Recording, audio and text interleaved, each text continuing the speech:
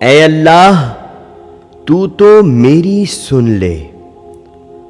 حضرت عمر رضی اللہ تعالی عنہ کے دور خلافت میں مدینے میں ایک گانا گانے والا رہتا تھا جو گانے گایا کرتا تھا۔ جب اس کی عمر 80 سال ہو گئی تو اس کی آواز نے اس کا ساتھ چھوڑ دیا، اب کوئی اس کا گانا نہیں سنتا تھا۔ گھر میں فقر و فاقے نے ڈیرے ڈال لیے، ایک ایک کر کے گھر کا سارا سامان بک گیا۔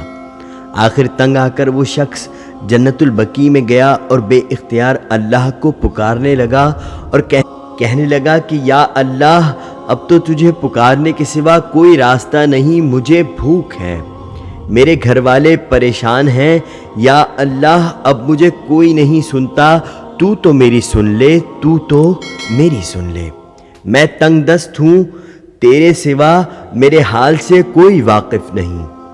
حضرت عمر رضی اللہ تعالی عنہ مسجد میں سو رہے تھے کہ خواب میں آواز آئی کہ اے عمر اٹھو، میرا ایک بندہ مجھے بقیع میں پکار رہا ہے، اس کی مدد کو پہنچو۔ حضرت عمر رضی اللہ تعالی عنہ نے جب یہ سنا تو ننگے سر ننگے پیر جنت البقیع کی طرف دوڑے۔ دیکھتے ہیں کہ جھاڑیوں کے پیچھے ایک شخص دھاڑے مار مار کر رو رہا ہے۔ اس نے جب حضرت عمر رضی اللہ تعالی عنہ کو آتے دیکھا تو بھاگنے لگا، سمجھا کہ شاید حضرت عمر رضی اللہ تعالی عنہ کوڑا لے کر آ رہے ہیں۔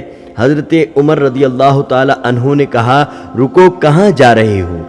میں تمہاری مدد کے لیے آیا ہوں۔ وہ بولا، آپ کو کس نے بھیجا ہے؟ حضرت عمر رضی اللہ تعالی عنہ نے کہا، جس سے لو لگائے بیٹھے ہو، مجھے اس نے تمہاری مدد کے لیے بھیجا ہے۔ یہ سننا تھا، وہ شخص گھٹنوں کے بل گر پڑا اور دھاڑے مار مار کر رونے لگا اور کہنے لگا کہ یا اللہ، ساری زندگی تیری نافرمانی کی، تجھے بھلائے رکھا، یاد بھی کیا تو روٹی کے لیے، اور تو نے اس پر بھی لبیک کہا اور میری مدد کے لیے اپنے اتنے عظیم بندے کو بھیج دیا۔ میں تیرا مجرم ہوں، یا اللہ مجھے معاف کر دے، مجھے معاف کر دے۔ یہ کہتے کہتے وہ شخص مر گیا۔ حضرت عمر رضی اللہ تعالی عنہ نے اس کی نماز جنازہ پڑھائی اور اس کے گھر والوں کے لیے بیت المال سے وظیفہ مقرر فرما دیا۔ بے شک اللہ بڑا غفور الرحیم ہے۔